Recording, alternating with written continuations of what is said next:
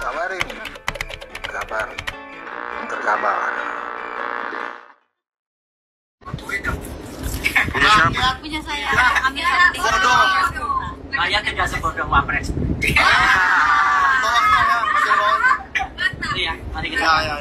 Tapi meskipun wapresnya bodoh, institusi negara sudah termul lebih bodoh lagi. Mau diatur. Ayo kita sama-sama search. Giginya ompong menggerang rantau kutel dan nyusap. Tuyul gundul kesana kesini ngampe. Lalu dia mengaku sebagai ahli telematika. Ahli telematika. Pengakuan dia sendiri. Begitu juga Rismon yang katanya kuliah di Jepang. Universitas Jepang itu sendiri yang membantah. Kami tidak pernah mengeluarkan ijazah seperti yang ditunjukkan oleh saudara Rismon katanya. Harus itukah yang kita percaya? Institusi negara kita abaikan, lalu orang-orang yang berkowar ini yang tidak jelas ini, apakah ini pesanan atau settingan atau apa, lalu itu yang kita percaya. Akal sehat kita di mana? Ini bangsa besar loh. Indonesia ini bangsa besar, kata Pak apa tadi itu 287 juta, dan kita cukup diperhitungkan di dunia ini. Jadi saya melihat begini, kasus ini sebetulnya adalah kasus remeh-temeh, betul apa yang dikatakan. Kalau saya melihat ini adalah kasus murahan dan kampungan menurut saya. Tapi di sini ada banyak permainan. Siapa yang bermain di sini? Inilah ada ormas-ormas ilegal. Apa itu ormas ilegal? Hari ini HTI dan FPI adalah ormas ilegal di Indonesia ini. Amerika ini yang bermain. Ada kepentingan asing yang bermain di sini. Siapa itu? Kebijakan Jokowi yang membuat kebijakan hilirisasi, yang paling terkena dampak adalah Uni Eropa. Yang paling tidak senang. Maka Uni Eropa membawa Indonesia ke WTO.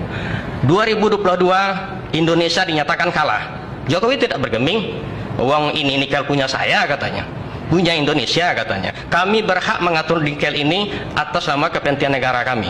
Kami berhak mengatur nikel ini atas nama keberlanjutan kebutuhan nikel di seluruh dunia. Itu yang disampaikan. Tidak bergeming. Begitu juga kebijakan Jokowi tentang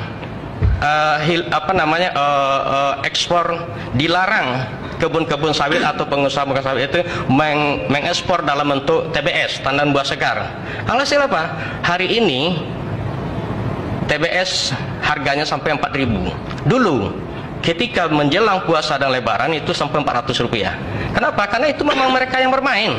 Nah inilah kepentingan, inilah barangkali yang bukan menurut kacamata saya, tapi dari informasi yang valid juga yang saya sampaikan. Kalau Jokowi tidak bisa menyampaikan seperti itu, ini kepentingan asing, ini kepentingan negara Uni Eropa. Amerika Serikat juga sangat benci dengan Jokowi. Kenapa? Karena saham Indonesia yang hanya 8% di Freeport sekarang sudah jadi 51%, bahkan 55%, mayoritas. Di samping itu juga dilakukan hilirisasi, dibuat oleh Indonesia smelter di Gresik, Jawa Timur. Emas ini begitu diambil di Freeport di Papua, dibawa dulu di Gresik, dimurnikan dulu. Ya. Tapi saya mau bilang bahwa mereka ini mengada-ada aja. Ya seperti menurut saya Roy Suryo tuh gaya dia yang memotong omongan orang, ketawa, mentertawakan orang. Itu sebetulnya cerminan dari kesadaran dia bahwa dia kalah. Oke. Untuk itu dia harus mengganggu lawannya. Sehingga lawannya tidak cukup waktu untuk berpikir secara jernih. Dan seringkali dia berhasil. Saya sendiri dulu seringkali terprovokasi dengan cara-cara berbicara semacam itu. Tapi sekarang saya belajar bahwa justru kalau orang tuh caranya memotong-motong, tertawa-tawa, menggunakan istilah-istilah yang merendahkan, itu sebetulnya ciri dari bahwa dia itu dia mengakui bahwa dia tidak siap untuk berargumen secara substantif. Karena itu dia cari jalan gampangnya. Cari jalan gampangnya adalah membuat orang lawan bicaranya terprovokasi, marah, tersinggung, atau tidak bisa berpikir lurus. Dan to some extent, untuk derajat tertentu, dia sukses melakukan itu.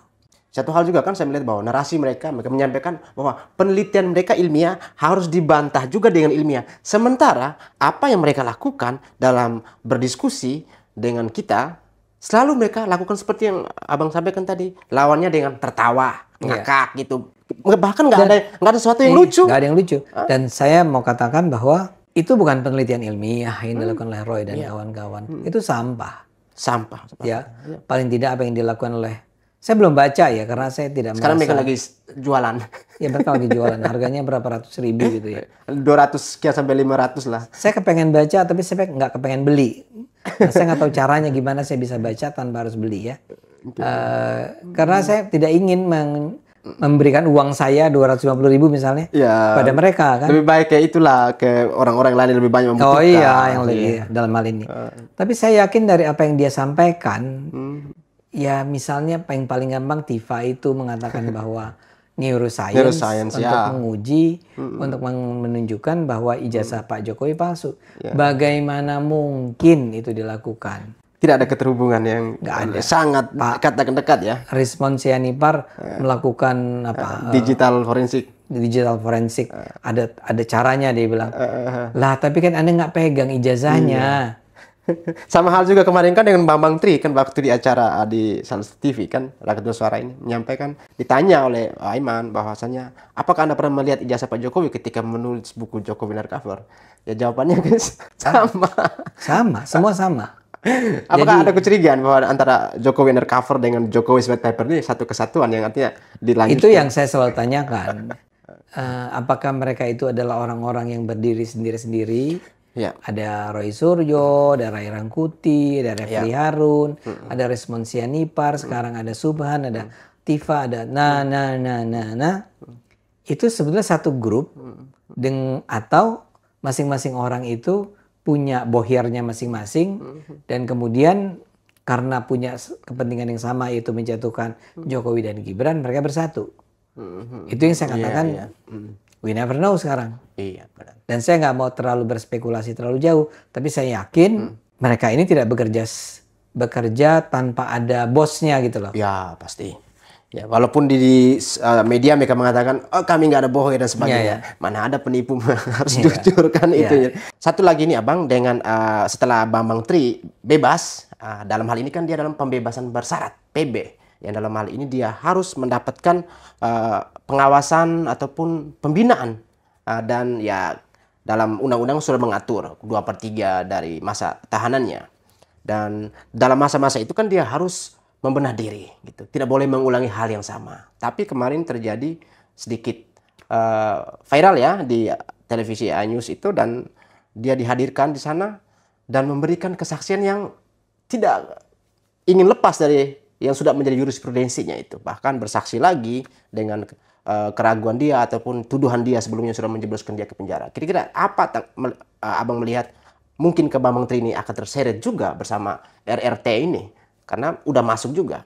Kalau kita lihat ke belakang, Sofyan Effendi ditarik oleh Rizmon Roy dan Tifa, tapi harus menarik kembali perkataannya. Lalu sebelumnya si Suginur